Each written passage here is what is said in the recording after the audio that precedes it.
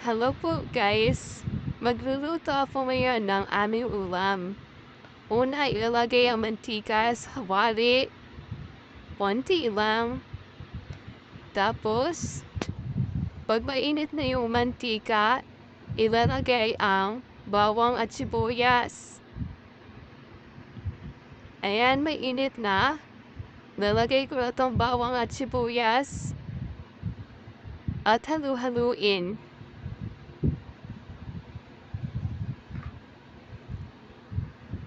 Pagka na-brown na yung bawang sibuyas, isunod ang giniling na panggisa.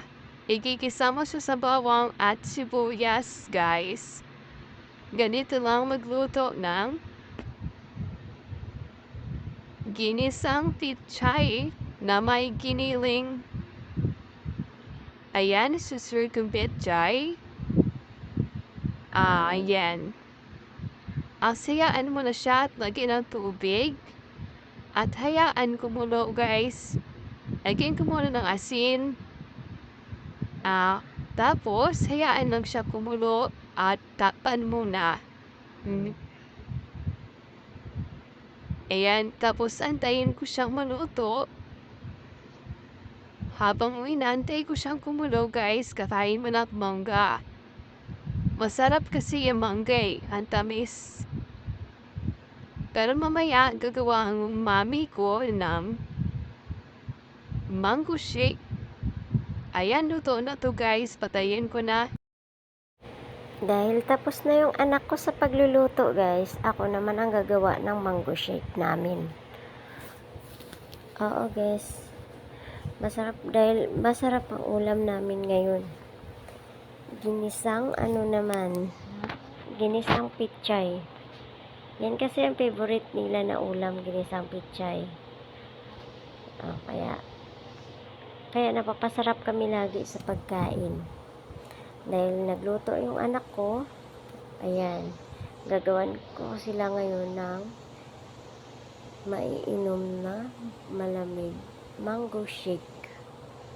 Ayan, buhos natin ng condense, then i-shake natin mamaya. Ayan, ang anak ko pala na si Charimy, yan ang katulong ko, guys, sa lahat dito sa bahay. Si Charimy, si Cherry Ann, yan ang katulong ko sa gawaing bahay. Ayan, okay na. Kakain na kami. Tara, kakain na tayo mga anak. Ayan. Sandok. Nadahan at matapon.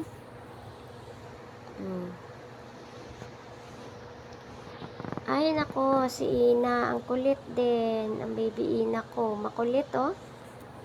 Gusto na rin kumain, oh. Actually, guys, favorite talaga ng mga anak ko tong niloto ni Charimy na ginisang pichay na may giniling. Mapapasarap kami lagi ng kain tuwing gabi. Ayan, kain na. Ang ayaw kumain dyan, hindi ko bibigyan ng mango shake. Ayan, kukuha mo na. Bigay kay Thor.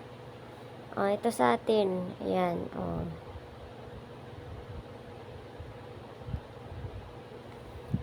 Ayan na, guys. At mapaparami rin kami ng kain ngayong gabi.